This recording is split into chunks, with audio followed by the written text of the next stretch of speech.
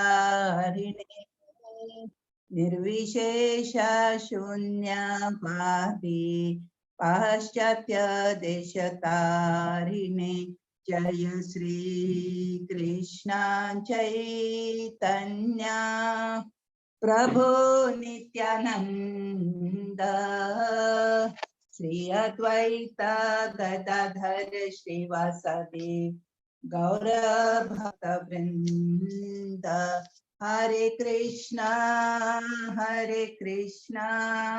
कृष्ण कृष्णा हरे हरे हरे राम राम राम हरे हरे हरे कृष्णा कृष्ण कृष्ण हरे हरे हरे राम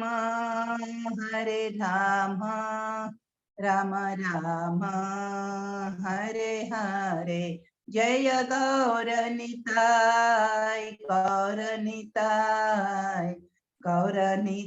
जय गौर निताय गौर हरि बोल निताय गौर हरि बोल जय जय प्रभुपाद जय जय प्रभुपाद जय जय गुरुदेव जय जय गुरुदेव निताई गौर सीतानाथ प्रेमानंदे हरि हरि बोल हरि नाम संकीर्तन की जय हरे कृष्ण महामंत्र की जय शिल प्रभुपाद की जय ग्रंथरस श्रीमद् भगवत गीता की जय। सो सारे भक्तों का स्वागत है हरे कृष्णा। सो हमने कल 15 चैप्टर किया था। 15 चैप्टर को जो भी आपने समझा है कौन बोलेगा? हरे कृष्णा माता जी। हरे कृष्णा बोलिए प्रभु जी। हरे कृष्णा।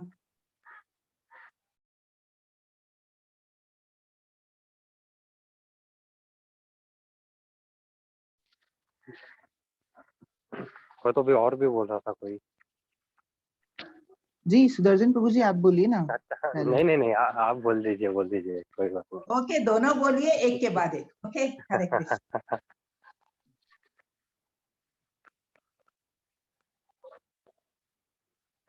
अच्छा कोई नहीं बोल रहा क्या? ठीक है हरे कृष्णा माता जी।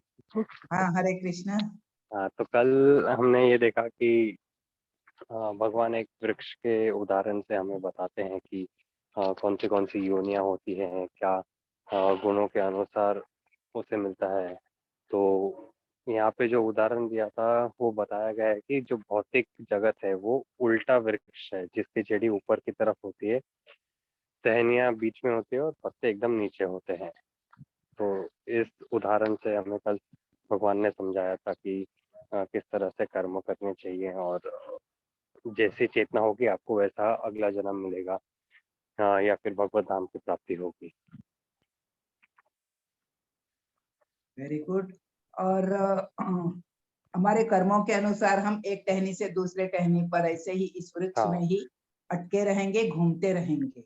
सो यहाँ पे असंग शस्त्रेण दृढ़ेन छित्वा जो बोला है कि आपको क्या अनासक्ति का जो शस्त्र है उसके द्वारा अपने इस वृक्ष के साथ अपने संबंध को काटना है। सो वी हैव टू ऐसा, ये वृक्ष जो है ये प्रतिबिंब है, ये प्रतिबिंब से हमको कुछ नहीं मिलने वाला। लेकिन अगर यही जो भगवत धाम में है वहां पे जाएंगे तो पूरी तरह की विविधता वहां पे हमको प्राप्त होगी। इसके लिए वहां पे हमको जाना है। Okay very good. Khagendra Prabhu ji बोले आप भी। जी हरे कृष्णा माता जी।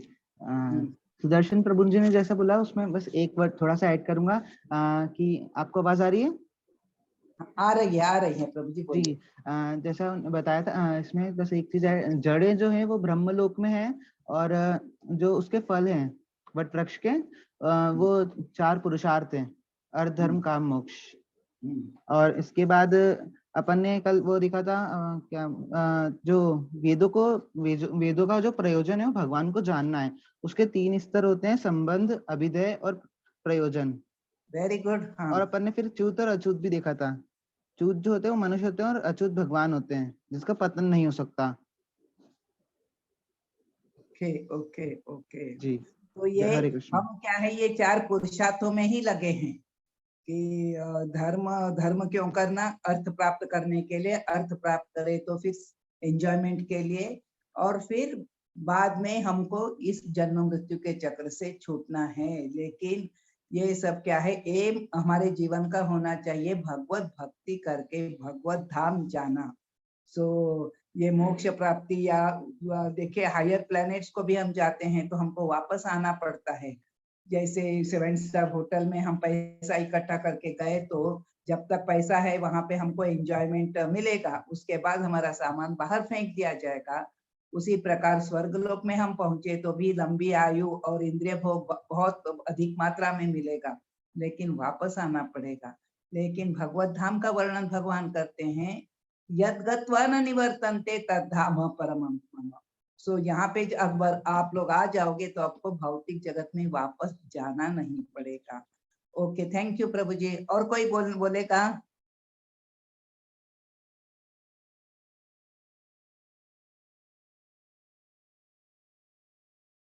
हरे कृष्णा। और कोई बोलना चाहेगा?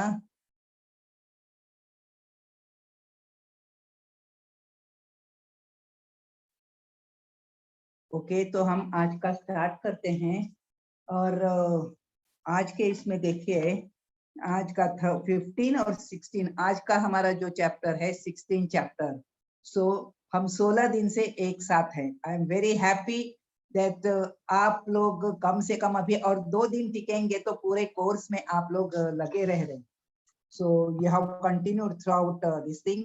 और एक अप्रिशिएबल बात जो है कि आप दोनों जो हैं, आप और अर्चना माता जी जो हमारे ये नए मेंबर्स हैं, आप वीडियो भी ऑन रख रहे हैं।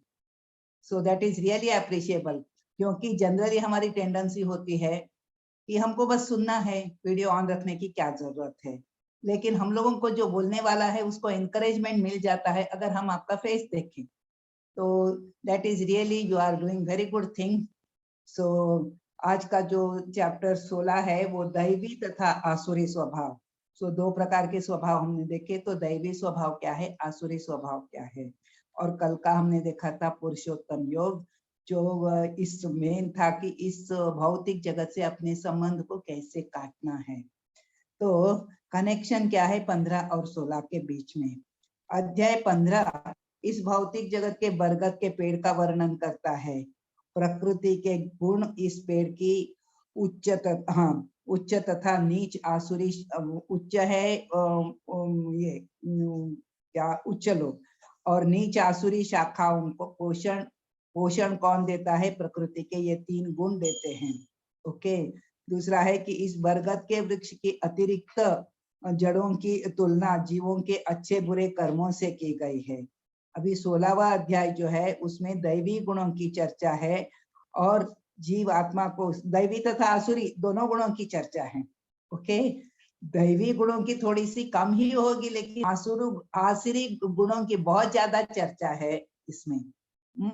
सो जो जीवात्मा इस पेड़ पर उन्नत होने तथा अंततः ये इसको क्या है कि अपने जीवात्मा को उन्नत होके ये अंततः मुक्ति में सहायक बनता है। ये गुणों का वर्णन क्या है कि क्या गुण है जिनको प्राप्त करके आप भौतिक जगत को छोड़कर आध्यात्मिक जगत में जा सकते हैं। अध्याय 16 आसुरी गुणों की तथा मानसिकताओं की भी चर्चा करता है, जो उसे पेड़ पर नीचे नीचे ले जाकर आखिरकार नरक में भेजता है। सो देखो, दोनों तरह के गुण हैं, जो हमको एक है कि हमको भगवत धाम तक ले जाते हैं, दूसरे जो गुण है हमको नरक की तरफ ले जाते हैं। ओके।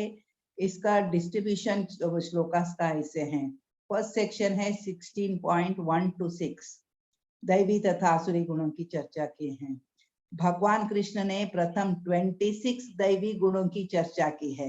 ये दैवी गुणों की चर्चा उन्होंने 26 की है, लेकिन एकदम मीन्स कॉम्पैक्ट करके बस 3 गुणों के अंदर मीन्स ज्यादा ये नहीं किया है। सो 3 श्लोकों के अंदर या थोड़े से मीन्स हाँ 26 गुण जो है ये 3 श्लोकों के अंदर उन्होंने कंप्लीट किए हैं। ओके और सेक्शन हाँ तत्पश्चात 6 आसुरिक गुणों के विषय में भगवान बताते हैं। 7 to 20 16.7 to 20 में आसुरी गुणों का डिटेल वर्णन किया है कि हमको समझ में आना चाहिए कि ये सारे आसुरी गुण है, क्योंकि ये सारे गुण हमारे अंदर हैं, तो हमको समझ में नहीं आता है कि ये आसुरी गुण है, इसलिए इनकी डिटेल में चर्चा हुई है। ये वे आसुरी प्रकृति के लोगों के कार्य का गुण इत्यादि की चर्चा करते हैं। कृष्ण बारंबार ऐसे ईर्ष्यालु क्रूर तथा नराधमों को विभिन्न आसुरी योनियों में डालते हैं। भगवान वे स्वयं बोलते हैं कि ऐसे जो आसुरी गुण ईर्ष्यालु लोग हैं, आसुरी गुण से युक्त लोग हैं, मैं उनको बार बार निचली योनियों में आसुरी योनियों में डालता हूँ बोल के। सेक्शन 3 है 21 to 24। आत्मा के पतन के तथा से आसुरी प्रवृत्ति की तरफ ले जाने वाले 3 द्वार हैं। यहाँ पे बताए काम है, क्रोध है, लोभ है बोल के। किसी भी बुद्धिमान मनुष्य को इनका त्याग कर अपने शुद्धिकरण का प्रयास करना चाहिए और अपने परम गंतव्य को प्राप्त करना चाहिए। इनके अंतर्गत कार्य न करके शास्त्र के नियमों के अनुसार सो ये गुणों के अंतर्गत हमको कार्य नहीं करना चाहिए, शास्त्र के नियमों के अनुसार कार्य करना चाहिए, ये यहाँ पे बताया है। ओके यहाँ पे कल जो हमने देखा था इसको और थोड़ा सा देखेंगे कि 15वें अध्याय के प्रारंभ में भौतिक जगत रूपी अश्वत्थ वृक्ष की व्याख्या की गई है और हमें भौतिक जगत के वृक्ष से आसक्ति का काटना है। यदि हम ये देखो बहुत अच्छा है ये, यदि हम कृष्ण को जानेंगे तो ही यह कर पाएंगे। इस वृक्ष की जड़ें ऊपर की तरफ है। ब्रह्मलोक, देवी देवताओं के लोग, ऋषि मुनियों के लोग सारे ऊपर की तरफ हैं, मनुष्य उनसे नीचे है और उससे नीचे है अन्य सारी जीव योनियां। हमें इस वृक्ष से बाहर निकलना है। उदाहरण दिया है, एक मरीज है, डॉक्टर के पास हम जाते हैं, हम ही मरीज हैं समझो, डॉक्टर के पास जाते हैं, डॉक्टर जांच करके दवाइयां लिख देता है, फिर हम डॉक्टर से पूछते हैं कि इस बीमारी का कारण क्या था, हमें ये बीमारी क्यों हो गई।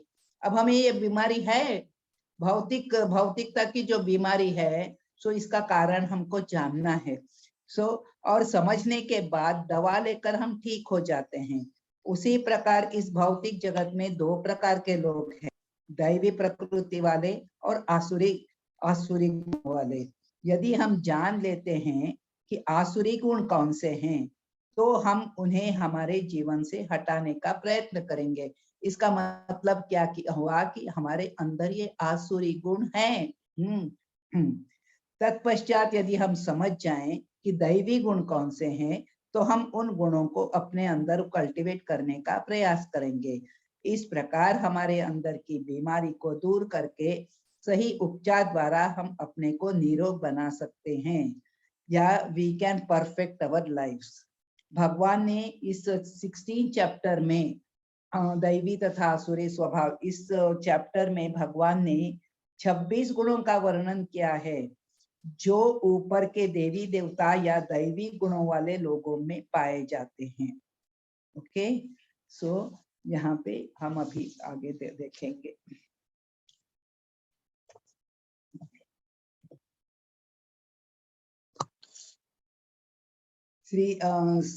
अध्याय 16 दैवी तथा आसुरी स्वभाव।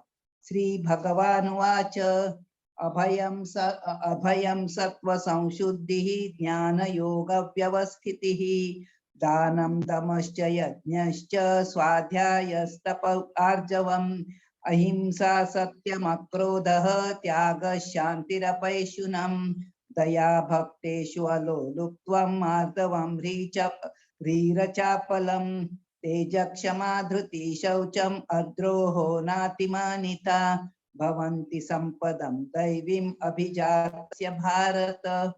भगवान ने कहा हे भरत पुत्र, निर्भयता, आत्मशुद्धि, आध्यात्मिक ज्ञान का अनुशीलन। हमको आध्यात्मिक ज्ञान रहता है लेकिन हम उसको फॉलो नहीं करते हैं। सो भगवान यहाँ पे बोलते हैं आध्यात्मिक ज्ञान का अनुशीलन, शास्त्र में जो दिया है उसको पालन करो। अच्छा, मैं ये खगेंद्र प्रभु जी, मैं आपसे एक पूछना चाहती थी। सो घर में आप भोग लगाते हैं क्या? आपके घर में भोग लगता है क्या भगवान को? जी बिल्कुल लगता है जी माता जी, लगता है। Very good, very good. जो भी बनता है उसका भोग लगता है? जी बिल्कुल। हाँ, जी लगता है, बिल्कुल लगता है ना। Very good. सो मैं एक्सल्टेड डिवोटीज के बीच में हूँ, मेरे को कुछ बोलने की जरूरत ही नहीं है। I am happy. जो यहाँ पे सुनने को आए हैं, सो ये बहुत अच्छे भक्त हैं। वेरी गुड प्रभु जी। सो निर्भयता, आत्मशुद्धि, आध्यात्मिक ज्ञान का अनुशीलन, दान, आत्मसंयम, यज्ञ परायणता, वेदाध्ययन, तपस्या, सरलता, अहिंसा, सत्यता, क्रोध विहीनता, त्याग, शांति, छिद्रान्वेषण में अरुचि। ये देखिए, ये प्रॉब्लम बाहर जाना बहुत मुश्किल है। छिद्रान्वेषण में अरुचि बोले तो हम जो दूसरों की गलती देखते हैं उससे हमको बाहर निकलना है। हमको क्यों दिखती हैं? Because we think that we are perfect. लेकिन इसने ये किया, ये गलत है, उसने वो किया, वो गलत है। सो हम सबको एक दूसरे के लिए प्रार्थना करनी चाहिए, क्योंकि ये दोष शायद आप में ना हो, मेरे अंदर बहुत है। सो आप प्रार्थना कीजिए कि इनके दोष निकल जाए, क्योंकि यहाँ पे देखो ये सब अच्छे गुण है। छिद्रान्वेषण में अरुचि, सो ये दिव्य गुण है, लेकिन अगर हम उसमें रुचि लेते हैं तो आसुरी गुण है। सो हमको आसुरी गुण से बचना है। इसीलिए इस जो दोष को हमको अपने जीवन से बाहर निकालना है। समस्त जीवों पर करुणा, लोभ विहीनता, भद्रता, लज्जा, संकल्प, तेज, क्षमा, धैर्य, पवित्रता, ईर्ष्या तथा सम्मान की अभिलाषा से मुक्ति। ये सारे दिव्य गुण है जो दैवी प्रकृति से संपन्न देवतुल्य पुरुषों में पाए जाते हैं। सो यहाँ देवताओं में मीन्स देवतुल्य जो पुरुष है उनके अंदर पाए जाने वाले गुणों की यहाँ पे चर्चा हुए हैं। Okay,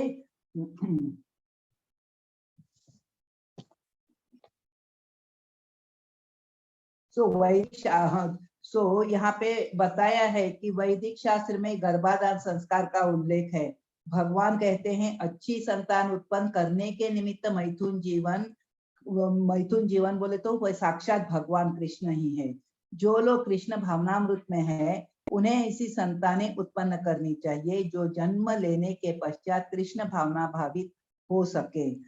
so as a parent और एज ए टीचर और एज गुरु, या तो जो भी ये हैं मीन्स पेरेंट्स है, ऐसे इन लोगों का ये पति है, तो उनका कर्तव्य क्या है? उनका कर्तव्य है कि हमारे ऊपर जो डिपेंडेंट है, those who are dependent on us, so उनको भगवत धाम मीन्स उनको जीवन के अंत में वो भगवत धाम जा सके। सो इतनी कैपेसिटी, उनको भेजने की कैपेसिटी हमारे अंदर हो सकती है।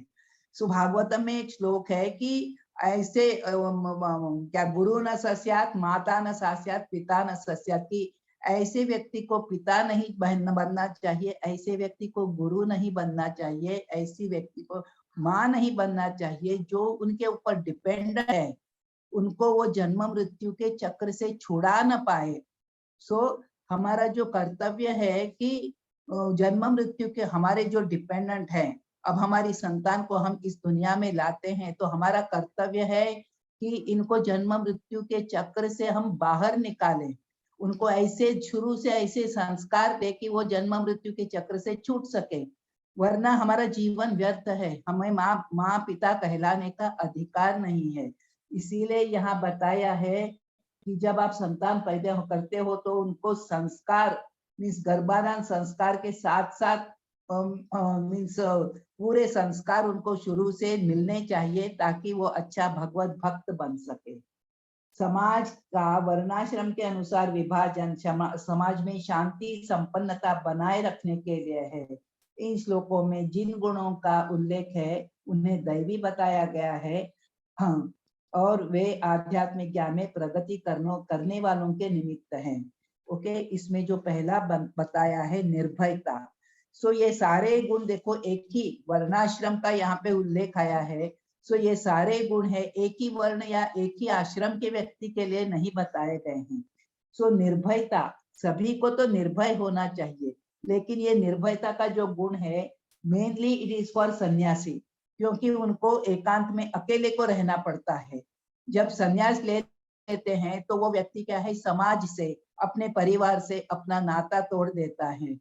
तो उसको निर्भय होना चाहिए। अगर जो व्यक्ति डरपोक है, अरे मेरे लोगों के सिवा मैं नहीं रह सकता, मेरे को किसी का, मेरे मीन्स मेरे शिष्यों के ऊपर मैं डिपेंडेंट हूँ, ऐसा सोचने वाले को यहाँ पे बताया है कि संन्यास लेने की कोई जरूरत नहीं है, ऐसा सन्यासी नहीं बन सकता। हमेशा उसको ऐसे ही सोचना चाहिए कि मैं कभी अकेला नहीं हूँ, मेरा साथ भगवान कृष्ण देंगे, सब तरह से मेरी रक्षा करेंगे। सो सन्यासी के लिए अनेक विधि विधान है। दूसरा क्या है कि उसको स्त्रियों के साथ घनिष्ठ संबंध नहीं रखना चाहिए, एकांत स्थान में स्त्रियों से बात नहीं करनी चाहिए, फिर धन संग्रह नहीं करना चाहिए। ये सन्यासियों के लिए जरूरी है। जो धन संग्रह करता है ये गृहस्थ का लक्षण है, लेकिन सन्यासी जो है आज जो मिलता है उसे आज ही पूरा, मीन्स संतों की सेवा में ऐसे पूरा, अपनी इंद्रिय तृप्ति के लिए नहीं, लेकिन जो भी प्राप्त होता है वो खर्च कर देता है, कल वापस उसको जाके वो ये भिक्षाटन करता है। सो भिक्षाटन क्यों करना है?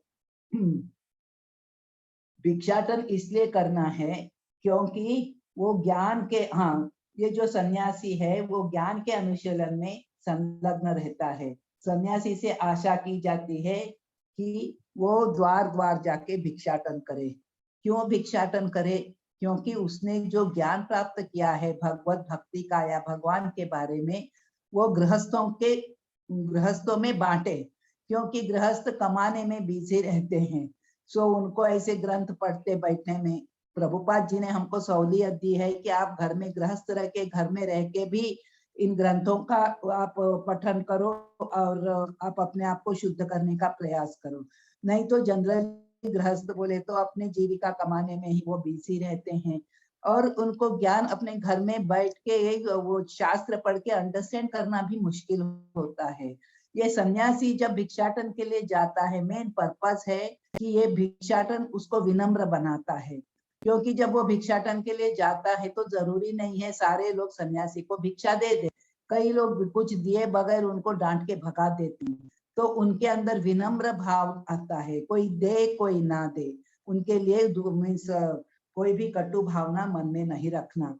सो ये विनम्रता भी उनके अंदर आ जाती है। और क्या है, वो अपने पास जो भगवत ज्ञान है उसका वितरण करते हैं, द्वार द्वार जाके लोगों को बोल के अपने ज्ञान का भी वितरण करते हैं। हाँ, सो इस प्रकार अभय, संशुद्धि, ज्ञान योग, व्यवस्थिति, ये सब सन्यासियों के लक्षण है।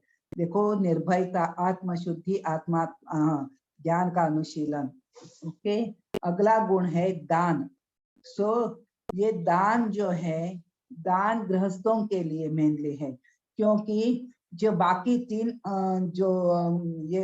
बाकी तीन जो आश्रम है, ब्रह्मचारी आश्रम और वानप्रस्थाश्रम और संन्यास आश्रम, ये तीनों आश्रम के जो लोग हैं वह गृहस्थ के ऊपर डिपेंडेंट रहते हैं, क्योंकि ये तीनों कमाते नहीं है। सो ये कमाते नहीं है, केवल वो गृहस्थ के ऊपर डिपेंडेंट है। इसके लिए गृहस्थ को दान देना एकदम जरूरी है। सो और उसको अपनी कमाई का 50%, हमको रूप गोस्वामी जी ने सिखाया है कि हम रूपानुगा कहलाते हैं, रूप गोस्वामी के अनुचरित, अनुगमन करने वाले। सो इसमें बताया, रूप गोस्वामी ने बताया है कि अपने कमाई का 50% हमको कृष्ण विश्व भर में कृष्ण भावनामृत के प्रचार में खर्च करना चाहिए, भगवत सेवा में लगाना चाहिए। हम सोच के देख सकते हैं, हम 10% भी नहीं लगाते हैं। सो ये अगर हम ये दान देते हैं इस कार्य के लिए, तो ये सतोगुणी दान हो जाता है। इससे हमारा कुछ भी ये नहीं है, इसमें हम भौतिक जगत में बंधन का कारण नहीं है ये। ओके, 5वां गुण है आत्मसंयम। आत्मसंयम विशेष रूप से गृहस्थों के लिए है। प्रभुपाद जी लिखते हैं, married life is not license for unrestricted sense gratification. Okay, गृहस्थों पर भी मैथुन जीवन के लिए प्रतिबंध है। इसका उपयोग केवल संतानोत्पत्ति के लिए किया जाना चाहिए। सो आज के दिन में ये जो चल रहा है, हमको संतान तो नहीं चाहिए, लेकिन married life we want to enjoy, that is not a correct tendency. Okay, और अभी यहाँ पे फिर आत्मसंयम यज्ञ परायणता। सो यज्ञ का यहाँ पे जो बताया है, सो यज्ञ कौन सा है? सो यज्ञ के विधान भी शास्त्र में दिए गए हैं, लेकिन कलयुग के लिए चैतन्य महाप्रभु जो स्वयं भगवान हैं और जो इसके लिए आए थे कि भक्ति कैसे करनी चाहिए ये सिखाने के लिए जो आए थे, तो वो क्या बोलते हैं कि संकीर्तन यज्ञ की संस्कृति की है कि हम लोगों को संकीर्तन यज्ञ करना चाहिए बोल के। ओके, भगवान के नाम का हरे कृष्णा कृष्णा कृष्णा हरे हरे, हरे राम राम राम हरे हरे, ये सर्वश्रेष्ठ यज्ञ है आज के दिन में। इस प्रकार दान, इंद्रिय संयम, यज्ञ, ये बातें गृहस्थ के लिए हैं। अब 7th है स्वाध्याय। ओके, स्वाध्याय जो है वेदाध्ययन, ब्रह्मचारी, जो ब्रह्मचारी विद्यार्थी ब्रह्मचारी स्टेज में है, स्टूडेंट्स हैं, उनके लिए स्वाध्याय है, वेदों का अध्ययन। उसके बाद है तपस्या। तपस्या वानप्रस्थों के लिए है। देखिए, अगर हम अपने जीवन को 4 भागों में बांट दें और maximum life span, if we think that 100 years is our maximum life span, तो इन 100 years को कैसे डिस्ट्रीब्यूट किया जाए? तो पहले 25 years दैट इज ब्रह्मचर्य, next up to 50 years that is गृहस्थाश्रम, अबाउ 50 years इट इज वानप्रस्थाश्रम, फिर 75 के बाद है जो संन्यास आश्रम। आज के समाज में तो कोई, आज के कलयुग में तो कोई सन्यासी बनने के लायक नहीं है।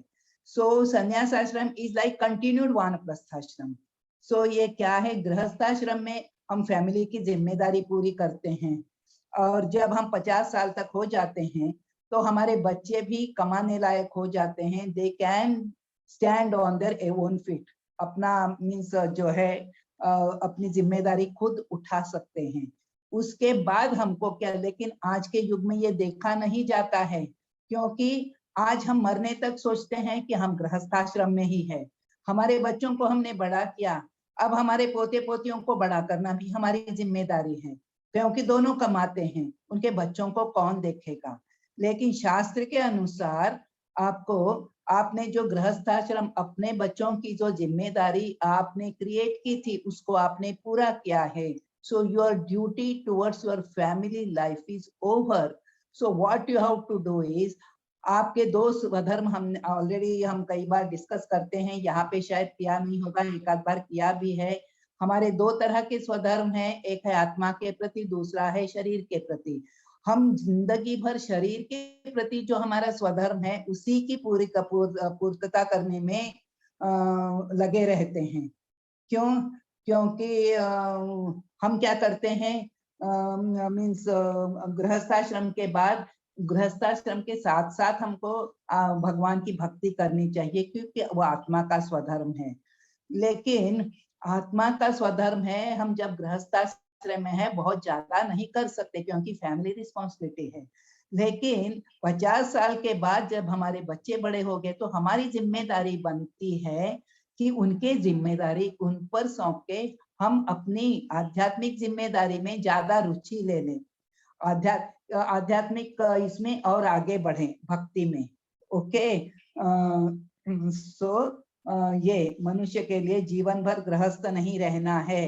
मनुष्य को प्रयोजन के लिए जीना है। गृहस्थ जीवन से विरक्त होने पर मनुष्य को शरीर, मन तथा वाणी का संयम बरतना है। यही तपस्या है।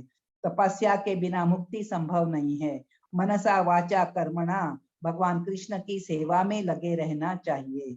जो लोग धर्म के नाम पर अनुयायी चाहते हैं वो केवल दिखावा है। ओके। आर्जवम जो है ये सरलता है। हम देखते हैं समाज में आर्जवम नहीं है, सरलता नहीं है, डुप्लिसिटी हमारे अंदर भरी है।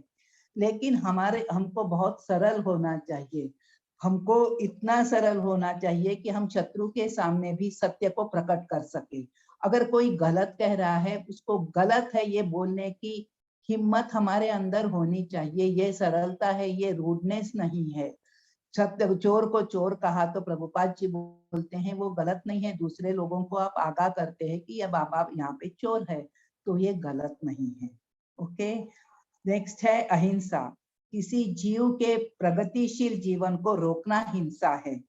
पशुओं की भोग योनि है, वे अपने विकास, अभी देखो भोग योनि है वो कैसे है, अभी बच्चा फर्स्ट है, सेकंड स्टैंडर्ड से थर्ड स्टैंडर्ड ऐसे जाते रहता है। ऐसे ही ये पशुओं की जो योनियां है, सो एक के बाद एक योनि में इतना उनको जीवन काल दिया है, उतना काटने के बाद वो दूसरी योनि में चला जाएगा, अगली नेक्स्ट योनि में। ऐसे करते करके उनका उद्धार होते होते वो एक दिन मनुष्य योनि तक पहुंचते हैं। लेकिन हम पशु हत्या, अगर मांसाहार के लिए वगैरह हम पशु हत्या करते हैं तो पशु का लाइफ स्पैन पूरा नहीं हुआ है, उसको हम बीच में मार देते हैं तो क्या हो जाता है, वो जो बचा हुआ लाइफ स्पैन है उसको पूरा करने के लिए उसको वापस उसी योनि में आना पड़ता है। तो इसलिए हम उनकी ऐसी प्रगति को रोकना हमारे लिए सही नहीं है। ओके। और है अहिंसा। और एक अहिंसा क्या है बोले तो हम किसी मीन्स देखो सारे जीव जो है, सारे लोग जो हैं इस भौतिक जगत में दुख पा रहे हैं। सो ये दुख क्यों पा रहे हैं, तो उसका कारण है कि उनको भगवत ज्ञान नहीं है, इसीलिए उनको दुख से मुक्त करना है। दुख से मुक्त करना अहिंसा हो गया। उनको दुख से मुक्त करना है तो हमको उनको भगवत ज्ञान देना चाहिए। ये एक प्रकार की क्या है, ये एक प्रकार की अहिंसा है। उनको हम भगवत ज्ञान देंगे तो इस वो दुख से मुक्त हो जाएंगे। ओके।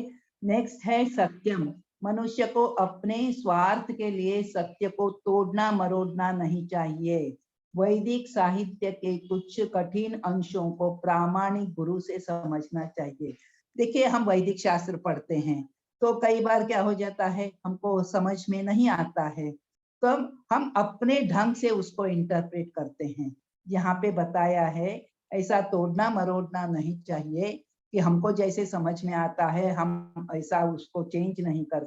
हमको क्या करना चाहिए, गुरु से उस शास्त्र को वहां पे समझना चाहिए।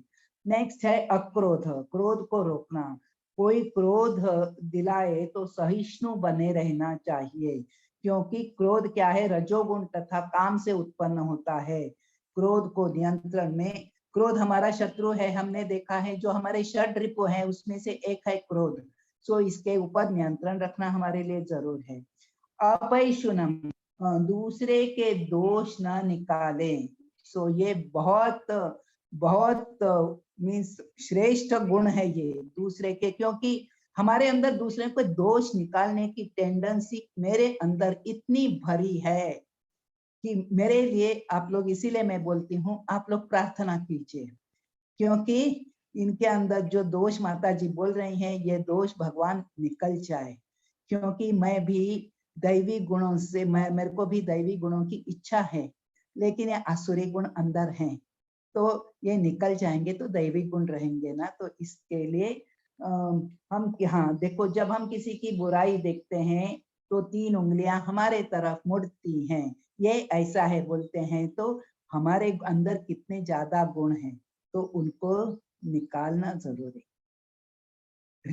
मनुष्य लज्जाशील हो, गर्हित कार्य को न करे। अचापलम, किसी प्रयास में असफल क्यों न हो, मनुष्य को खिन्न नहीं होना चाहिए। सो प्रभुपाद जी बोलते थे बी एंथुजियास्टिक। सो आप उत्साह से काम करो बोल के, हमारे अंदर उत्साह नहीं है, तो बोलते थे उत्साह नहीं तो क्या करो ना, सो प्रिटेंड टू बी एंथुजियास्टिक। उत्साह नहीं है लेकिन उत्साह का दिखावा करो। अगर दिखावा करेंगे तो क्या हो जाएगा, हमारे अंदर भगवान बैठे हुए हैं, भगवान परमात्मा रूप में। हमने देखा है कि भगवान हमारे अंदर परमात्मा रूप में विराजमान है। तो परमात्मा देखेंगे, अरे इनकी इच्छा है कि उत्साह उत्साह मीन्स उत्साह की इच्छा है लेकिन उसमें उत्साह नहीं है, तो भगवान हमको उत्साह देंगे। He will make us enthusiastic. So इसके लिए अचापलम बोले तो हम क्या है, कुछ भी कार्य करने को जाते हैं लेकिन असफल हो जाते हैं तो हमारी हवा निकल जाती है, नहीं बाबा मेरे से नहीं होता। एक बार प्रयास करो, सफल नहीं होंगे, दूसरी बार करो, शायद सफल नहीं होंगे, तीसरी बार हम होंगे कामयाब। सो ये हमको विश्वास होना चाहिए कि हम प्रयास करते रहें, हमको धैर्य नहीं खोना चाहिए। तेजस, तेजस बोले तो बलशाली मीन्स वीरता, शूरता, ये क्षत्रियों के लिए आवश्यक है जिससे वे निर्बलों की रक्षा कर सके। लेकिन शत्रु का दमन करने वाले को विशेष परिस्थितियों में छोटे अपराधों के लिए क्षमा भी करना चाहिए। देखिए वो ओके, आप बलवान हो तो सभी के ऊपर रोब झाड़ने का नहीं है, कोई मामूली कुछ भी अपराध है तो दूसरों को क्षमा करने का भी गुण अंदर रहना चाहिए। शौचम, पवित्रता, जो केवल शरीर तथा मन की ही नहीं, व्यवहार में भी पवित्रता दिखानी चाहिए।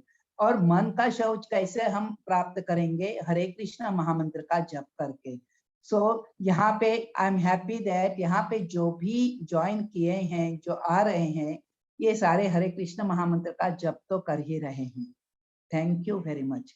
ओके, और शरीर का तो रोज स्नान करना और दंत मंजन ये सब करके शरीर को हम साफ रह सकते हैं। और मन को साफ रखने के लिए हमको रेगुलर नाम जप करना चाहिए, भगवान की सेवा करनी चाहिए। व्यवहार में जो ये शौचम पवित्रता है, उसके लिए चीटिंग प्रोपेंसिटी को हमारे अंदर से निकालना चाहिए। नातिमानिता, सम्मान की अपेक्षा। हम इस समाज में ऐसे हैं ना कि समाज में हम पूजा मान प्रतिष्ठा चाहते हैं, लेकिन जब हम एक्सपेक्ट करते हैं किसी से कुछ भी हमको प्राप्त नहीं होता है तो हम दुखी हो जाते हैं। और देखो ये पूजा मान प्रतिष्ठा जो भी हमको मिलता है वो किसको मिलता है, आत्मा को मिलता है या शरीर को मिलता है? पूजा मान शरीर को है माता जी। Very good. ये पूजा मान प्रतिष्ठा जो भी मिलता है, थैंक यू माता जी। सो पूजा मान प्रतिष्ठा जो मिलता है वो शरीर को मिलता है। जब हम शास्त्र के द्वारा ये जान चुके हैं कि हम शरीर नहीं है, आत्मा है, आत्मा निर्लिप्त, आत्मा के ऊपर कुछ भी इसका असर नहीं होता है, जब हम अपने आप को आत्मा मानते हैं तो हमको विचलित होने का सवाल ही नहीं उठता है। ओके, सो यहाँ पे देखो, सम्मान की अपेक्षा न करना। और ये यहाँ पे क्या है, विशिष्ट वर्ण विशिष्ट आश्रम के लिए ऐसा पूरा बता रहे हैं भगवान, लेकिन यहाँ पे बताया है कि शूद्रों का कर्तव्य है कि सामाजिक व्यवस्था को बनाए रखने के लिए वे उच्च वर्णों का सम्मान करें। बोले तो शूद्र का काम है तीनों वर्णों की सेवा करना। सो जो ब्राह्मण है, वैश्य है, क्षत्रिय है, इन तीनों की सेवा करना।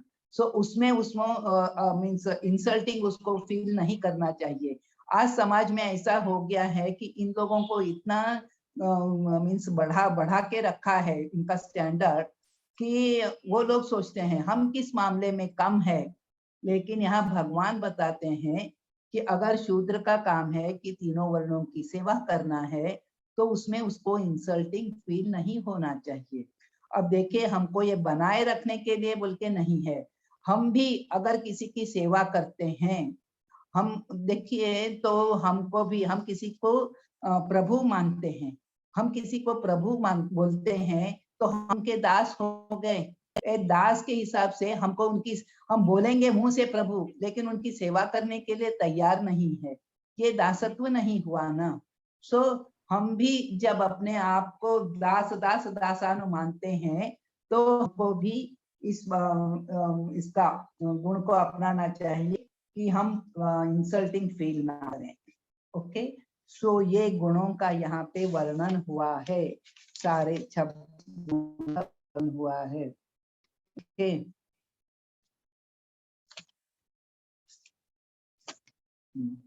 अभी चौथा दंभो, 4th verse, 16 chapter 4th verse. दंभो दर्पोऽभिमानश्च क्रोधपारुष्यमेव च अज्ञानं चाभिजातस्य पार्थ संपदम् आसुरीम्।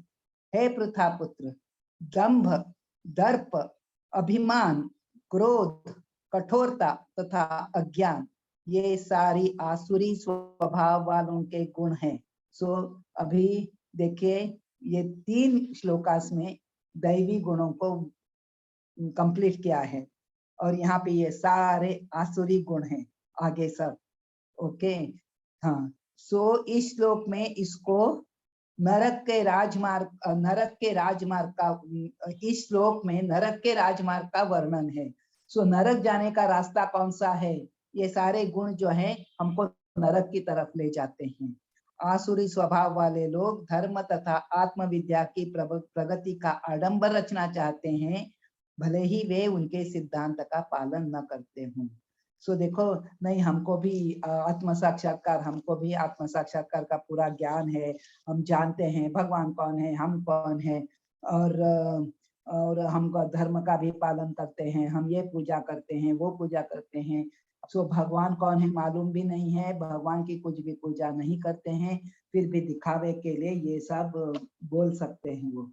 ओके, वो क्या करते हैं, अपने सनक के अनुसार कार्य करते हैं, और अपनी शिक्षा या प्रचुर संपत्ति का उनको घमंड रहता है। सम्मान के योग्य न होने पर भी लोगों से पूजा मान की अपेक्षा करते हैं। छोटी छोटी बातों पर क्रुद्ध हो जाते हैं और खरी खोटी सुनाते हैं। सो और यहाँ पे बताया है कि अपनी माता के गर्भ में ही वे ऐसे गुणों को प्राप्त करते हैं।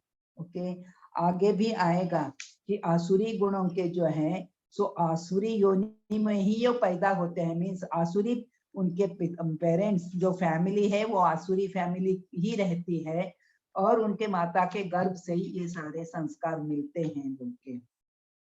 फिर भी हमारे पास एग्जाम्पल है कि आसुरी पिता का बेटा भी बहुत बड़ा भक्त था, प्रहलाद महाराज का उदाहरण है। क्योंकि माता के गर्भ में जो गलत संस्कार मिलते हैं उसके बदले प्रहलाद महाराज को नारद मुनि का संग मिला था और उनसे उनको संस्कार मिले थे, इसके लिए वो भक्त बन पाए। 5वां श्लोक है, दैवी संपद विमोक्षाय निबंधाय सुरीमता मा शुचः संपदम दैवीम अभिजातोसि पांडव।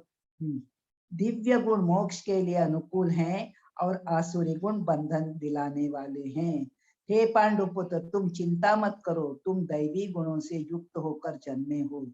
अब अर्जुन को क्या डर लगता है, अरे मैं यहाँ पे युद्ध भूमि में खड़ा हूँ युद्ध करने के लिए, सो ये सारे युद्ध करना तो दैवी गुण नहीं हो सकता, ये तो आसुरी गुण है ना, तो मैं क्या आसुरी गुण के साथ पैदा हुआ हूँ क्या, मेरे अंदर क्या सारे आसुरी गुण है क्या? सो ये भगवान उसको क्लियर करना चाहते हैं कि तुम आसुरी गुणों वाले नहीं हो, तुम दैवी गुणों से युक्त होकर जन्मे हो।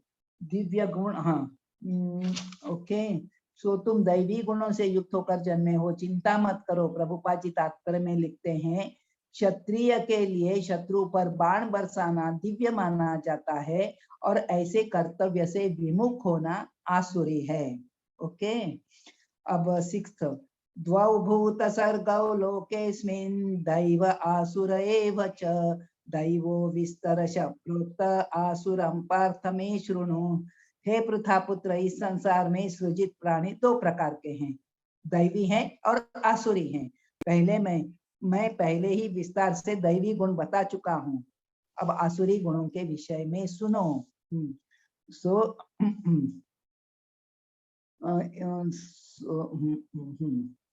आसुरी प्रकृति वाले के सिर पर सींग, मुंह में बड़े दांत, बड़ी लाल आंखें नहीं होती, वे शास्त्र के विधानों का पालन नहीं करते। ओके, और अपनी सनक के अनुसार कार्य करते हैं। दैवी साहित्य में उल्लेख की देवता तथा असुर दोनों प्रजापति की संतान हैं, मनु प्रजा जो है दक्ष प्रजापति उनकी संतान है।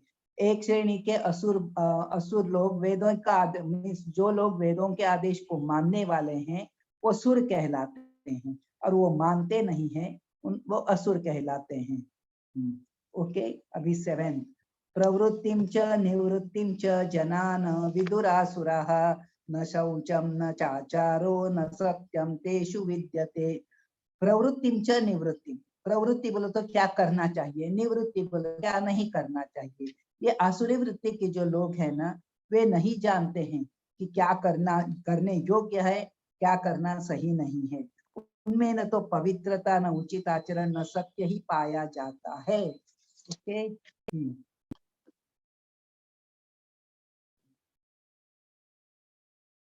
वो बाहर भीतर से स्वच्छ भी नहीं होते हैं।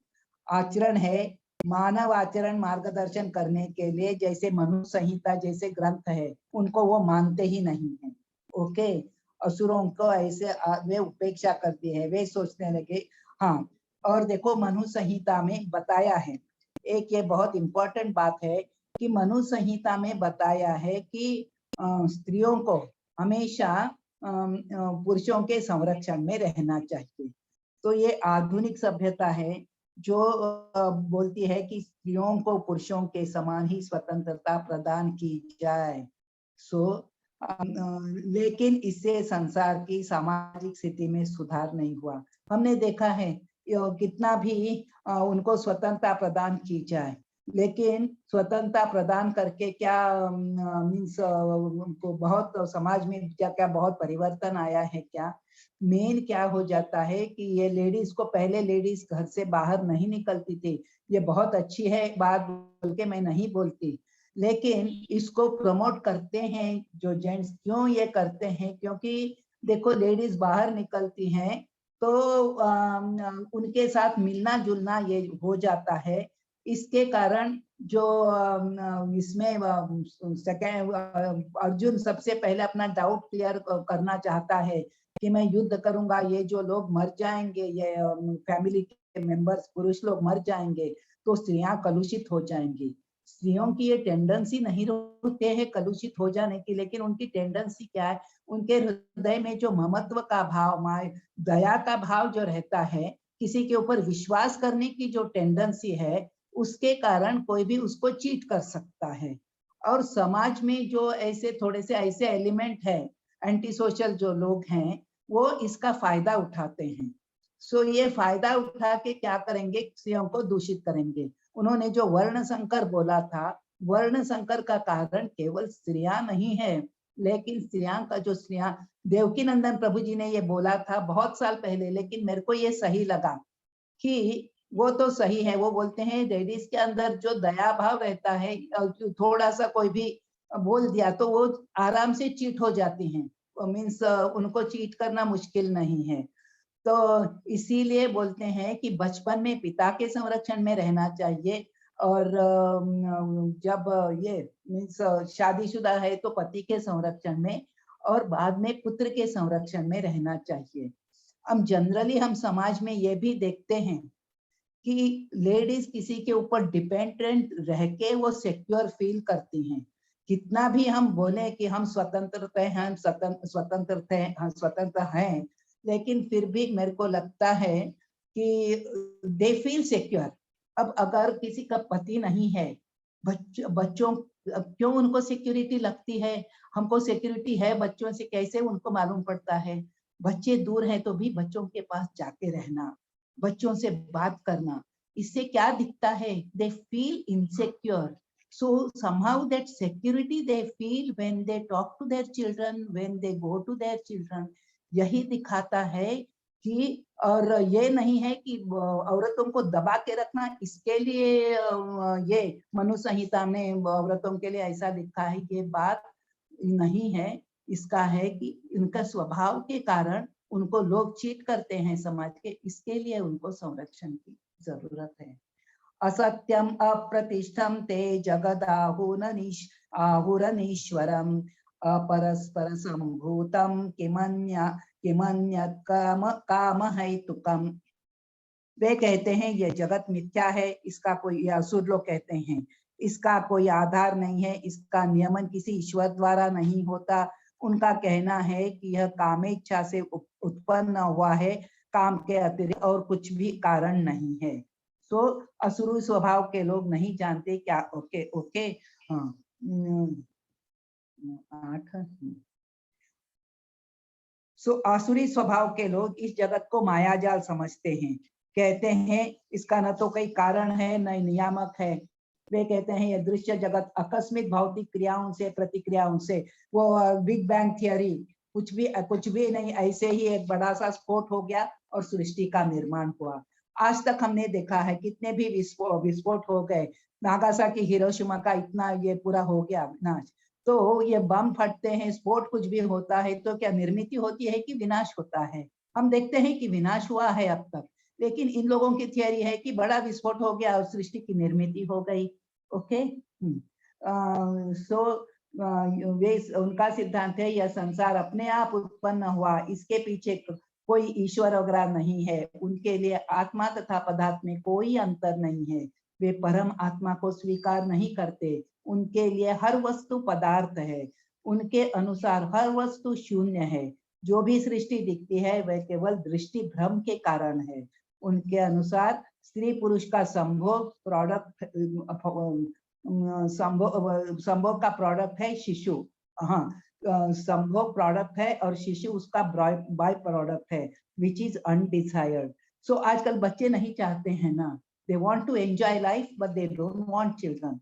ओके यहाँ प्रभुपाद जी गन्ने के रस का उदाहरण देते हैं। 2-3 गन्ने मशीन में डालकर 1 ग्लास जूस निकलता है, वो प्रोडक्ट है, और जो वो सूखी डंडियां हैं वो बाय प्रोडक्ट है, उसकी कीमत नहीं है। कि यह युवा पीढ़ी संभोग के लिए जीती है, बच्चों की जिम्मेदारी नहीं लेना चाहती। समाज तो पशु समाज से भी बदतर हो गया है। सारे जानवर कुत्ते बिल्लियों से लेकर पशु अपने बच्चों को प्यार से देखभाल करते हैं। सो आज सोसाइटी ऐसे जानवरों की हो गई है बोल के प्रभुपाद जी बोलते हैं। 9th में है एतां दृष्टिम अवष्टभ्य नष्टात्मानोल्पबुद्धयः प्रभवन्त्युग्र कर्माणः क्षयाय जगतो हितः। ऐसे निष्कर्षों का अनुगमन करते हुए आसुर लोग जिन्होंने आत्मज्ञान खो दिया है और जो बुद्धिहीन है, ऐसे अनुपयोगी एवं भयावह कार्यों में प्रवृत्त होते हैं जो संसार का विनाश करने के लिए होता है। संसार का विनाश करने का कार्य क्या है? ये जो एटम बॉम्ब बनाते हैं, परमाणु बॉम्ब बनाते हैं, मिसाइल छोड़ते हैं, ये तो विनाश का कारण है। सो बुद्धि का उपयोग इस कार्य में करते हैं, भगवान की भक्ति के लिए नहीं करते हैं।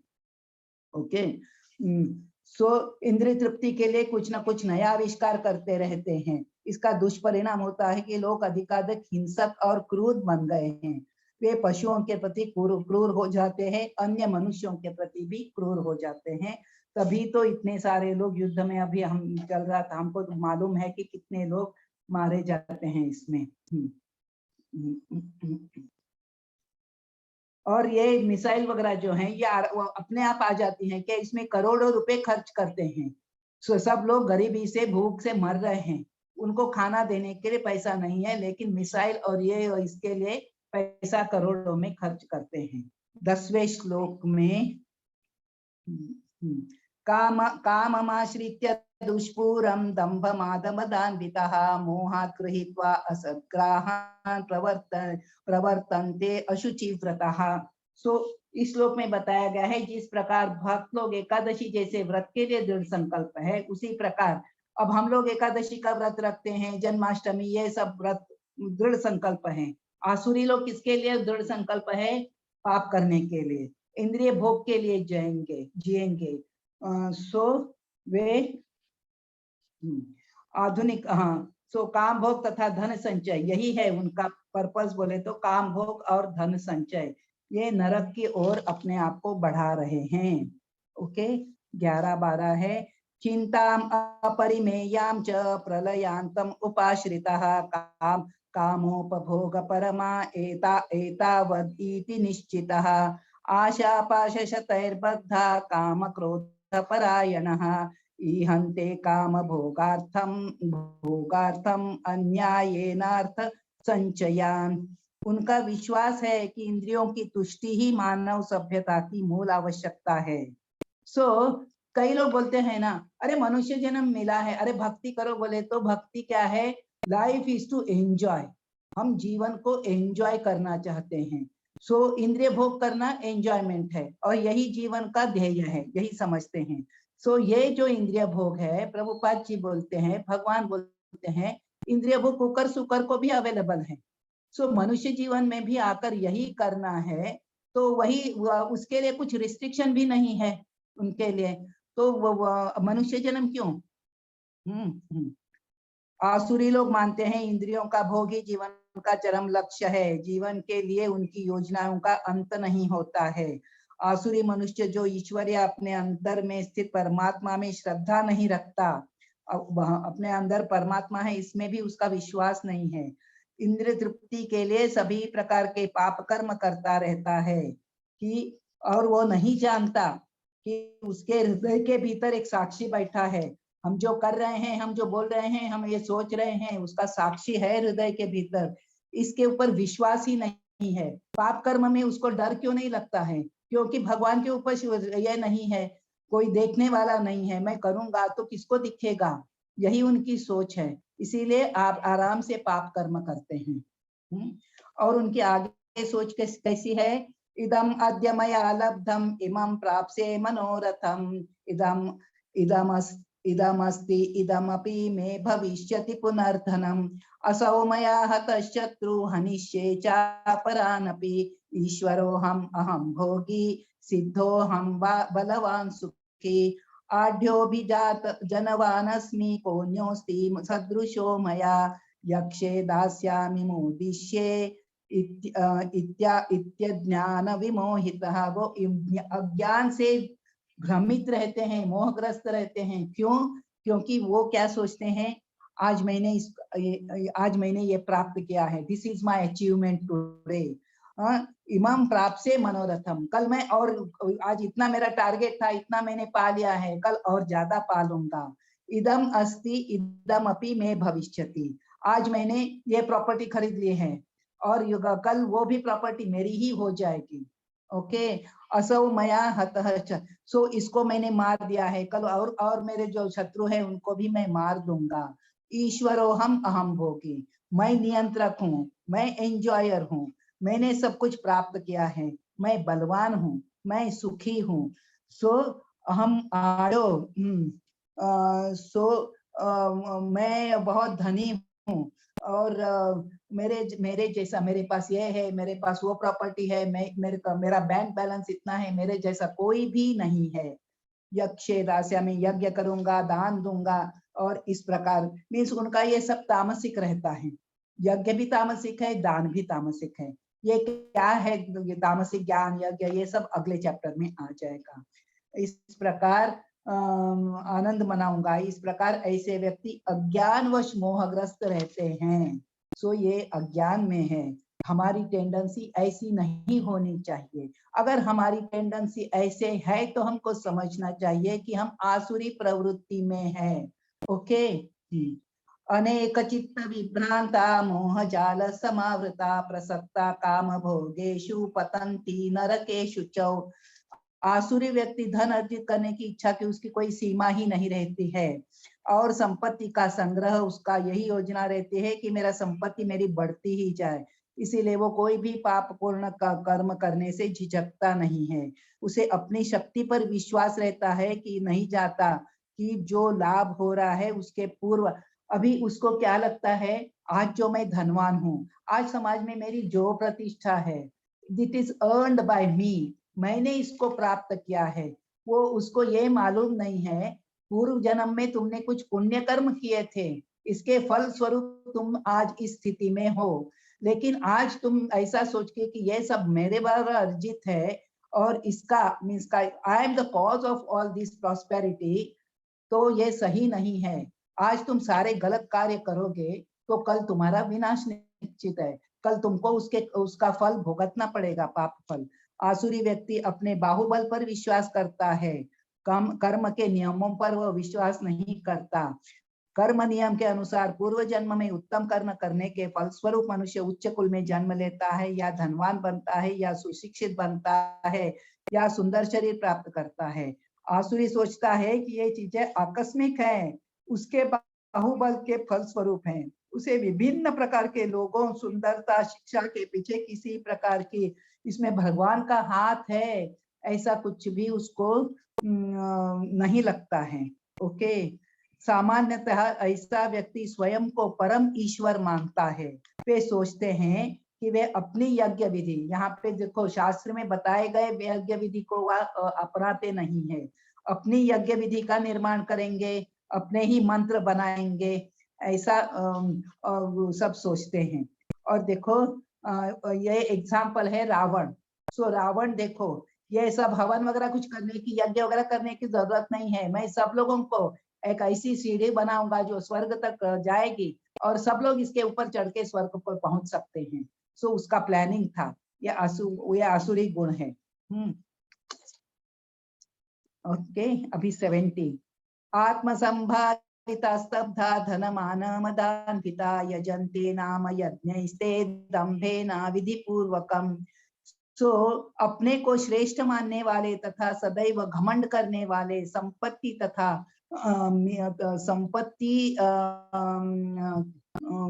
करने वाले, संपत्ति तथा मिथ्या प्रतिष्ठा से मोहग्रस्त लोग किसी विधि विधान का पालन न करते हुए कभी कभी नाम मात्र के लिए बड़े गर्व के साथ यज्ञ करते हैं।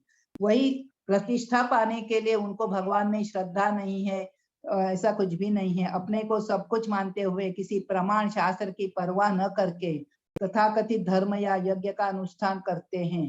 ओके, वे अत्यंत घमंडी होते हैं। तो ये उनका सही तरीका नहीं है। अहंकारम बलम दर्प कामम क्रोधम च संश्रितः मामात्म परदारेषु प्रद्विषन्तो भ्यसूयकः। मिथ्या अहंकार, बल, दर्प, काम तथा क्रोध से मोहित होकर आसुरी व्यक्ति अपने शरीर में तथा अन्यों के शरीर में स्थित भगवान से ईर्ष्या और वास्तविक धर्म की निंदा करने लगते हैं। सो उनको विश्वास ही नहीं है कि मेरे अंदर भी परमात्मा है, ये विश्वास नहीं है। दूसरों के अंदर है, इसका भी उनको ये नहीं है। तो वो क्या करते हैं, भगवान की श्रेष्ठता का विरोध होने के कारण शास्त्रों में विश्वास नहीं करते हैं। शास्त्र भगवान के अस्तित्व, इन दोनों से ईर्ष्या करते हैं। ओके, ईर्ष्या उसकी तथाकथित प्रतिष्ठा एवं धन एवं शक्ति के संग। क्यों ईर्ष्या करते हैं? उनको लगता है ये भगवान कौन है, परमात्मा कौन है, ये सब मैंने कमाया है। समाज में जो मेरी प्रतिष्ठा है, मैं इतना शक्तिशाली हूँ और ये धन मैंने कमाया है, अपने बलबूते पर कमाया है, यहाँ भगवान का संबंध आता ही कहाँ है। इस प्रकार वो भगवान से ईर्ष्या करता है। सो भगवान से ईर्ष्या है तो अपने अंदर जो परमात्मा है उससे भी ये ईर्ष्या ही हुई।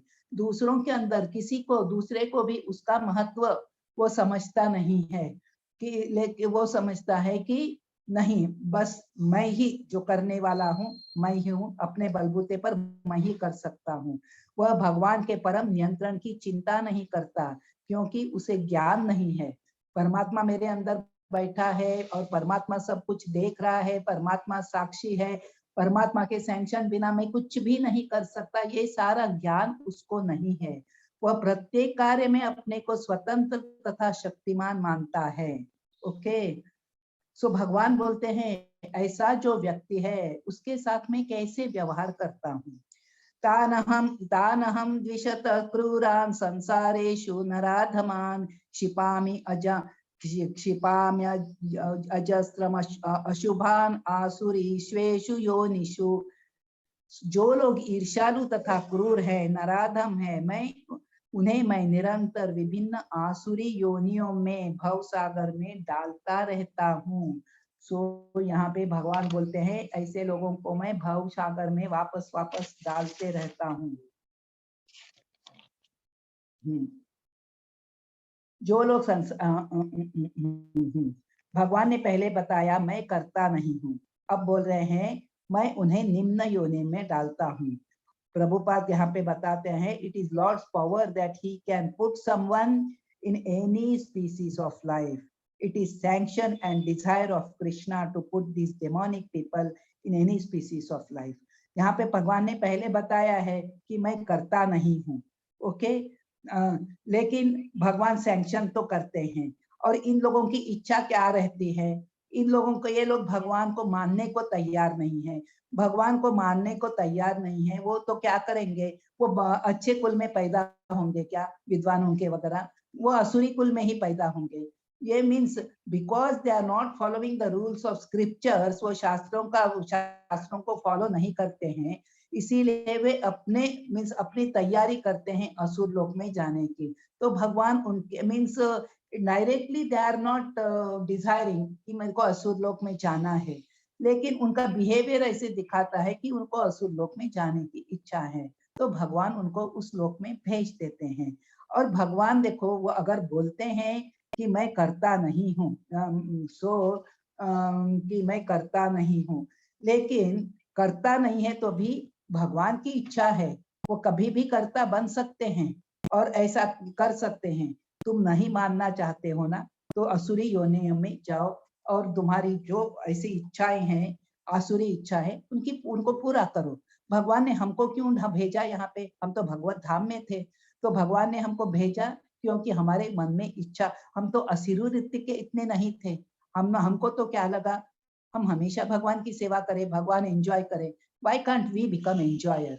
ये हमारी छोटी सी इच्छा थी, और इस इच्छा को पूरी करने के लिए भगवान ने हमको आज यहाँ पे भेज दिया है भौतिक जगत में। हम कष्ट उठा रहे हैं, तो आज हमको लग रहा है भगवान हमारे साथ ये अन्याय क्यों हुआ? हमारी तो छोटी सी इच्छा थी, ये अन्याय नहीं हुआ है, ये हमने इच्छा की थी, तो इच्छा की पूर्ति हो रही है, लेकिन हमने गलत इच्छा की थी। ये असुर लोग भी गलत इच्छा करते हैं, गलत सोच है उनकी, तो उनकी सोच भगवान इस प्रकार सुधारने की कोशिश करते हैं। हाँ, इतनी सारी योनियों को बनाने में देखो, हम लोगों को कर्मों के अनुसार जन्म मिला, पशु असुरों को भगवान की इच्छा के कारण ऐसे शरीर, परंतु असुरों को भगवान की इच्छा के कारण ऐसे शरीरों में भेजा जाता है। इतनी सारी योनियों को बनाने में भगवान का सिस्टमैटिक प्लानिंग है। कल सुदर्शन प्रभु जी पूछ रहे थे ना, सो इतने अलग अलग गुण, सुदर्शन प्रभु जी आज समझ में आ रहा है? हरे कृष्णा। ओके, 20वां श्लोक। जी माता जी, समझ में आ रहा है। अच्छा, तो यहाँ पे हो गया। फिर 20th वर्स है, आसुरीम योनिमापन्ना मूढ़ा जन्म जन्मनि माम प्राप्यैव कौन्तेय ततो यान्ति अधमाम गतिम। हे कुंती पुत्र, ऐसे व्यक्ति आसुरी योनि में बार बार जन्म ग्रहण करते हुए कभी भी मुझ तक पहुंच नहीं पाते, वे धीरे धीरे अत्यंत अधम गति को प्राप्त होते हैं। सो यहाँ पे भगवान बोलते हैं ऐसे आसुरी वृत्ति के लोग ऐसी ही योनियों में वापस जाते हैं, वो मुझ तक कभी भी नहीं पहुंच सकते। यह विख्यात है कि ईश्वर दयालु है, लेकिन यहाँ पर हम देखते हैं कि वे असुरों पर कभी भी दया नहीं दिखाते। यहाँ स्पष्ट किया गया है कि असुरी लोगों को जन्म जन्मांतर तक उनके समान असुरों के गर्भ में रखा जाता है, और ईश्वर की कृपा प्राप्त न होने से उनका अधःपतन होता है, जिससे अंत में उन्हें कुत्ते, बिल्लियों तथा सूकरों जैसे शरीर मिलता है। कि ऐसे असुर जीवन में किसी की भी अवस्था में ईश्वर की कृपा के भाजन नहीं बन पाते। ओके, सो यहाँ पे है कि परमेश्वर किसी से घृणा नहीं करते। असुरों को निम्नतम योनि में रख के उनके ऊपर, यहाँ पे प्रभुपाद जी बताते हैं कि उनके ऊपर कृपा की ये अन्य विशेषता है।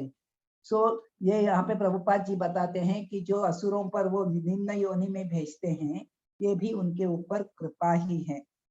ओके, देखेंगे कैसे कृपा है। कृष्णा ई सत्य संकल्प, वे जो इच्छा करते हैं वह संभव हो जाता है। भगवान दयालु है, फिर असुरों का उद्धार क्यों नहीं हो सकता? उन्हें सुधरने का मौका क्यों नहीं दिया जाता? भगवान कहते हैं मैं वह कर सकता हूँ, परंतु वैसा करने की मेरी इच्छा नहीं है। इच्छा का बीज भी मेरे हृदय में नहीं है, इसलिए मैं उनका उद्धार नहीं करूंगा। आसुरी योनि से भी निचली योनियों में वे चले जाते हैं। भगवान स्पष्ट करते हैं कि भगवान ने हमें स्वतंत्रता दी है। देखो, असुरों को वो क्या नहीं करते हैं, इससे हम लेसन मीन्स एक पाठ सीख सकते हैं, एक लेसन सीख सकते हैं। तो यहाँ पे भगवान बोल रहे हैं कि भगवान ने हमें स्वतंत्रता दी है। यदि कोई थोड़ी भी भक्ति करता है, भक्ति में रुचि दिखाता है, तो वो उसके लिए आगे आएंगे। ये आसुरी वृत्ति के लोग मुझे नहीं चाहते, उनका मुझ पर विश्वास नहीं है। Then why should I disturb them? Okay, आपकी अपनी जिंदगी है, आप अपने ढंग से जीना चाहते हो। मुझे अपनी जिंदगी में कुछ भी तुम्हारी जिंदगी में मेरे लिए कोई स्थान नहीं है, मैं तुमको डिस्टर्ब नहीं करूंगा।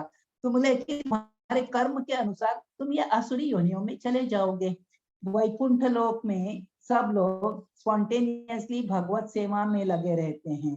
Krishna is most merciful but he is helpless. Krishna अपने प्रतिनिधि को भी भेजते हैं, परंतु भगवान किसी की इच्छा के बीच हस्तक्षेप नहीं करते, इसलिए चाहते हुए भी उनके जीवन में कुछ नहीं कर सकते।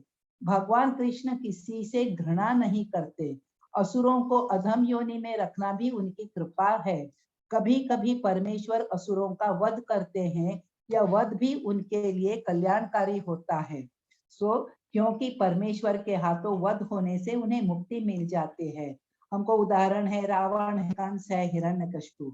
असुरों पर ईश्वर की कृपा तभी होती है जब वे इतने भाग्यशाली होते हैं कि ईश्वर उनका वध करे। उद्धार कब होता है? कि जब भगवान उनका वध करते हैं। ओके, इसमें कुछ डाउट है क्या आपको? डाउट है तो लास्ट में क्लियर करेंगे, हम ये कंप्लीट करेंगे। अगर डाउट है तो सोच के रखिए। त्रिविधम नरकस्येदं द्वारम नाशनम आत्मनः काम क्रोध तथा लोभः तस्मादेतत्त्रयं त्यजेत्।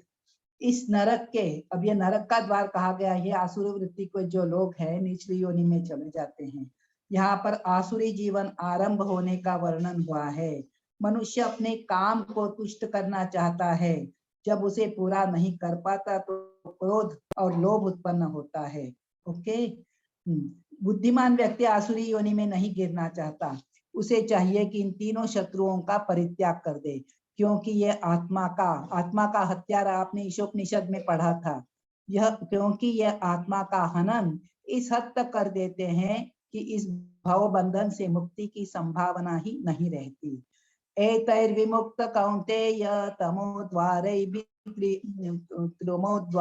तमोद्वारैस्त्रिभिः नरः आचरत्यात्मनः श्रेय ततो याति पराम गतिम। हे कुंती पुत्र, जो भी इन तीनों नरक द्वारों से बच जाता है वह आत्म साक्षात्कार के लिए कल्याणकारी कार्य करता है। इस प्रकार क्रमशः परम गति को प्राप्त होता है। मनुष्य को मानव जीवन के तीनों शत्रुओं काम क्रोध लोभ से सावधान रहना चाहिए। कैसे सावधान रहा जा सकता है?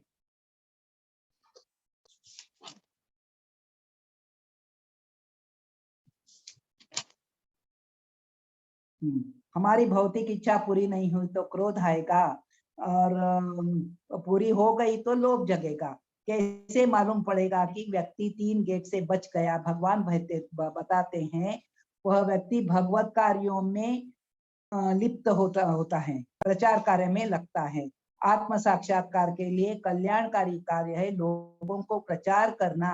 प्रभुपाद जी प्रचार के ऊपर बहुत जोर देते हैं, क्योंकि वो सोचते हैं ताकि बाकी लोग जो है आत्म साक्षात्कार के स्तर तक पहुंच सके।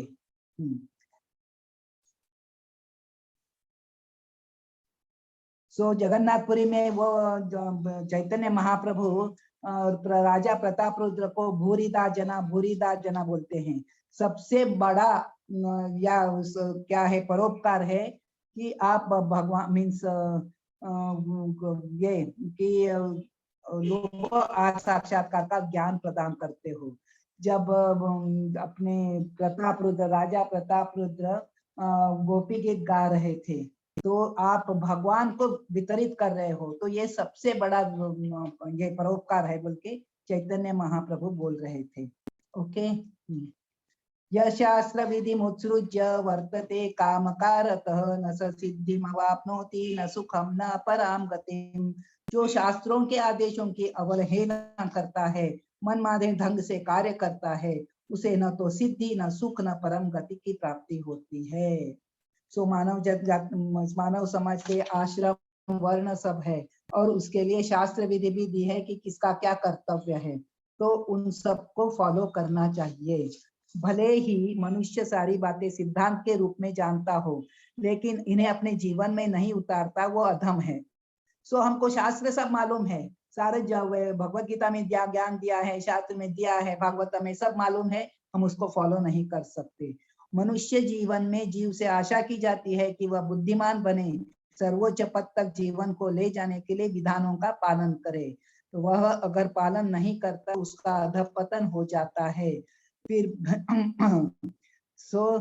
देखो, पालन नहीं करता है तो अधपतन होता है। और जो विधि विधान तथा नैतिक सिद्धांतों का पालन करता है, लेकिन परमेश्वर को समझ नहीं पाता, पालन करता है ब्लाइंडली, ही इज फॉलोइंग, लेकिन उसको ये नहीं होता है कि भगवान को वो समझ नहीं पाता, तो भी उसका ये ज्ञान व्यर्थ है।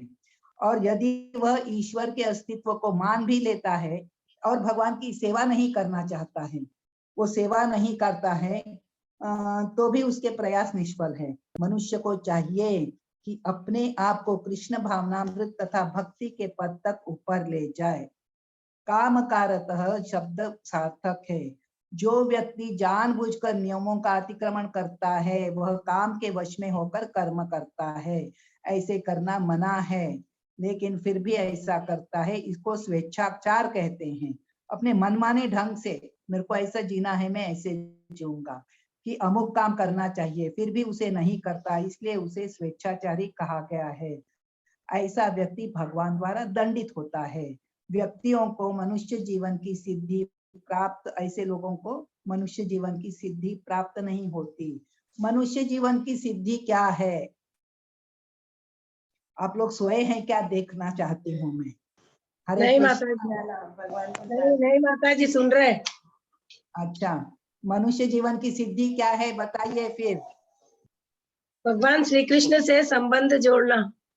भगवान श्री कृष्ण से संबंध जोड़कर भगवान की भक्ति करके भगवत धाम जाना, ये मनुष्य जीवन की सिद्धि है। Very good.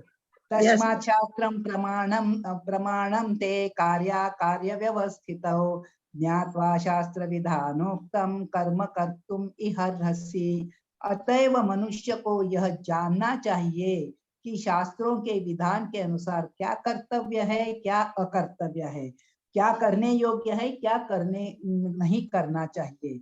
ऐसे विधि विधानों को जानकर कर्म करना चाहिए, जिससे वह क्रमशः ऊपर उठे। ओके, अब यहाँ पे देखो, शास्त्रों में 4 मुख्य दोष नहीं पाए जाते जो बद्ध जीव में है। कौन से है बद्ध जीव में दोष? ईशोपनिषद के 4 दोष बताइए। एग्जाम हो गया। हाँ? जो दूसरों में ही भाव, त्रुटियां करना, भ्रमित होना, धोखा देना और मोहग्रस्त होना, अपूर्ण इंद्रिया। हाँ, गलती करना, अपूर्ण इंद्रिया, मोहग्रस्त होना और चीटिंग प्रोपेंसिटी। ओके, सो इन 4 दोषों के कारण बद्ध जीव विधि विधान बनाने के लिए अयोग्य है। सो हम अपने कुछ भी विधि विधान नहीं बना सकते हैं। अतएव विधि विधान जिनका उल्लेख शास्त्र में है, जो इन दोषों से परे है, सभी महात्माओं ने, आचार्यों ने बिना किसी परिवर्तन का वो स्वीकार करते हैं। हमको भी ऐसे ही स्वीकार करना चाहिए। मानव समाज में समस्त पतनों का मुख्य कारण है भागवत विद्या के नियमों के प्रति द्वेष। द्वेष बोले तो हमारा द्वेष दिखता नहीं है, लेकिन हम उसको फॉलो नहीं करते हैं। इसका अर्थ के हम इसका अर्थ है कि हम उनके प्रति द्वेष करते हैं। ओके, रजो तथा तमोगुणी व्यक्ति शास्त्रों, पवित्र मनुष्यों तथा भगवान के समुचित ज्ञान की खिल्ली उड़ाते हैं। अरे क्या तुम लोग फॉलो करते जी? ये जीवन क्या ऐसे ही मरना है क्या? एक दिन ऐसा तुम्हारे करते करते रोज सुबह उठो, जप करो, ये पढ़ो, वो पढ़ो, भगवान की भक्ति करो, बस यही क्या जीवन है? भौतिकवादी लोग कितना हमको हंसते हैं कि ये क्या है, जीवन में आनंद है। लेकिन ये भक्ति में जो आनंद है, सारे लोग तो इस आनंद को समझ नहीं सकते। उनको लगता है कि ये इनका जीवन इतना मीन्स नीरस जीवन जी रहे हैं बोल के। ओके। वे गुरु के आदेशों का उल्लंघन करते हैं, शास्त्रों के विधानों की परवाह नहीं करते, भक्ति की महिमा का श्रवण करके भी उसके प्रति आकृष्ट नहीं होते। वे इस प्रकार वे अपनी उन्नति का अपना निजी मार्ग बनाते हैं। मानव समाज के यही कतिपय दोष है जिसके कारण आसुरी जीवन बिताना पड़ता है। किंतु यदि उपयुक्त तथा, अब देखो यहाँ पे प्रभुपाद जी बताते हैं कि आसुरी बोले तो उनको सिंह बड़े बड़े दांत रहने की जरूरी नहीं है। ये बड़े सिंह, बड़े बड़े दांत, लाल लाल आंखें, बड़ी बड़ी, ये सब असुर नहीं है। समाज में सोफिस्टिकेटेड जो लोग हैं, लेकिन जो भगवान के प्रति जिनको विश्वास नहीं है, जो भगवान को मानते नहीं है, इन लोगों को प्रभुपाद जी यहाँ आसुरी प्रवृत्ति के कह रहे हैं। यदि उपयुक्त तथा प्रामाणिक गुरु का मार्गदर्शन प्राप्त हो जाता है तो उसका जीवन सफल हो जाता है, क्योंकि गुरु उच्च पद की और उन्नति का मार्ग दिखा सकता है। ओके, सो यहाँ पे टाइम से मैंने पूरे 24 श्लोकास हमने कंप्लीट किए हैं। सो कोई डाउट है, कोई एडिशन, कोई भी क्या हमारे कथन में जो भी विरोधाभास कुछ भी है तो बताइए, कहाँ पे मेरे को करेक्ट करना है। हरे कृष्णा।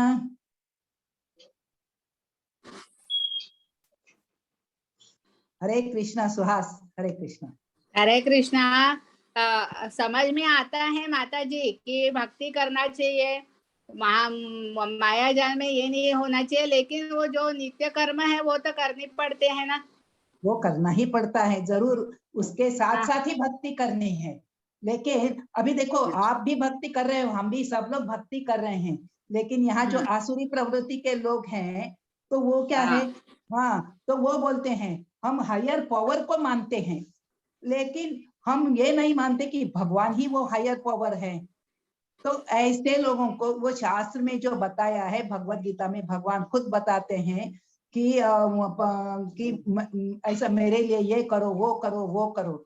कोई भी दूसरा व्यक्ति कोई भी कहीं भी बताया नहीं, जीसस क्राइस्ट ने भी बताया नहीं है, मोहम्मद पैगंबर में भी बताया नहीं है, सो अन्य शास्त्रों में तो बताया नहीं है। यहाँ पे भगवान भगवत गीता में खुद बोलते हैं कि मेरे लिए आप ऐसा ऐसा करो। इतने डायरेक्ट इंस्ट्रक्शन होके भी हमको स्वधर्म तो हमने बताया है ना, 2 प्रकार के स्वधर्म हैं, सो दोनों प्रकार के स्वधर्म का हमको पालन करना है, क्योंकि जब तक हम यहाँ पे हैं और गृहस्थ जीवन में हैं तो ये तो हमको पालन करना ही पड़ेगा।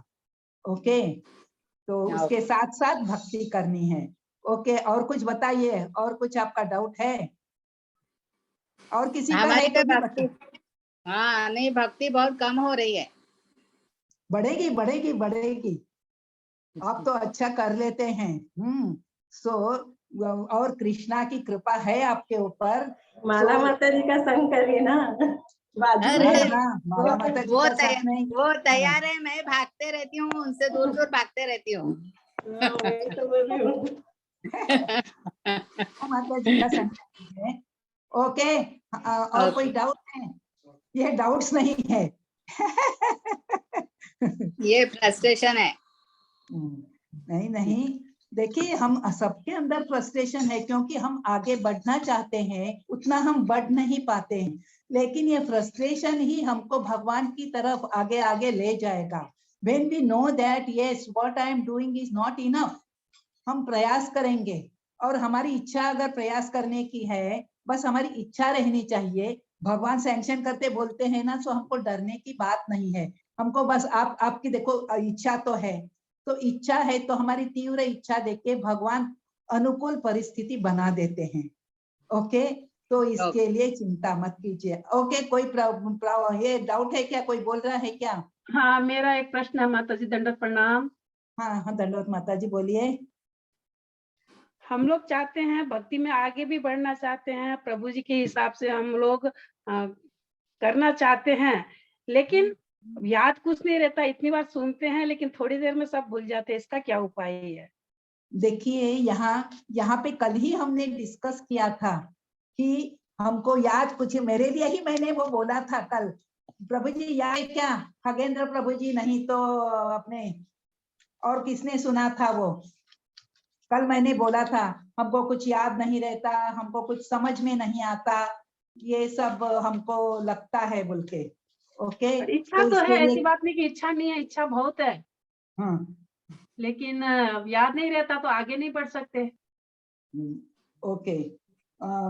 सो अब देखो एक मिनट। हाँ, सो इसमें क्या है कि हमको याद नहीं, लेकिन हमने भगवान की शरण ली है ना, हमको याद नहीं रहता है। इसे कोई माता जी मेरे को भी याद नहीं रहता है, मैं क्या कर रही हूँ, मैं तो बस ऐसे ही बोल रही हूँ यहाँ देख के।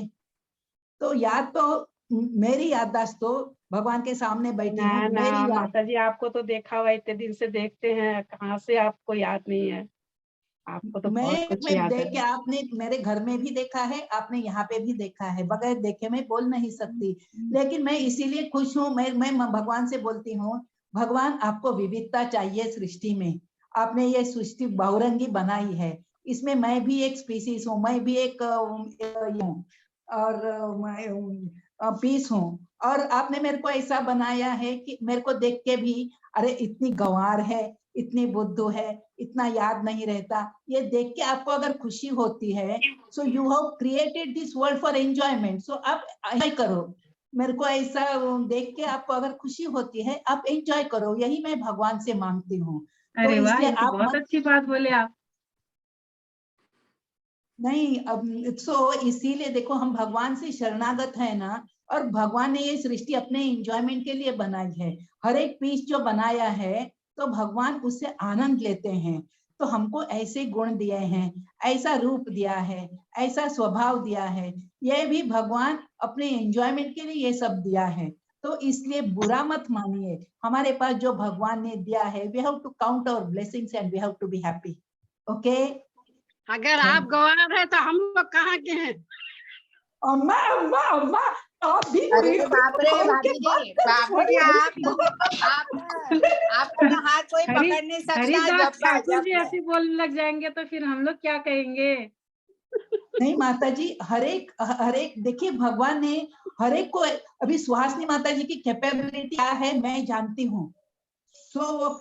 लेकिन हर एक के अलग अलग इंटरेस्ट दिए हैं, अलग अलग कैपेबिलिटीज दी हैं, और ये भगवान की सृष्टि है, भगवान एंजॉय करना चाहता है इस सृष्टि को देखकर, इस सृष्टि का अनुभव लेके। सो हम जैसे बने हैं वैसे ही भगवान हमको चाहते हैं। ओके, सो अभी क्या है ना, मैं अपने आप को सुधार नहीं सकती, so I have to be happy with whatever I am. So ऐसा ही अगर हम सोचते हैं तो दुखी होने का कारण नहीं है, I want to be happy. So ये सुख का सीक्रेट है कि जैसा है वैसे हम खुश रहें। ओके, हरे कृष्णा वांछा थैंक यू माता जी, कल्पतरुभ्यश्च, हरे कृष्णा। हरे कृष्णा वांछा कल्पतरुभ्यश्च कृपा सिन्धुभ्यश्च पतितानां पावनेभ्यो वैष्णवेभ्यो नमो नमः। अनंत कोटि वैष्णव वृंद की जय, श्रील प्रभुपाद की जय। Thank you, Hare Krishna. Hare Krishna. Hare Krishna. Okay okay okay okay, recording.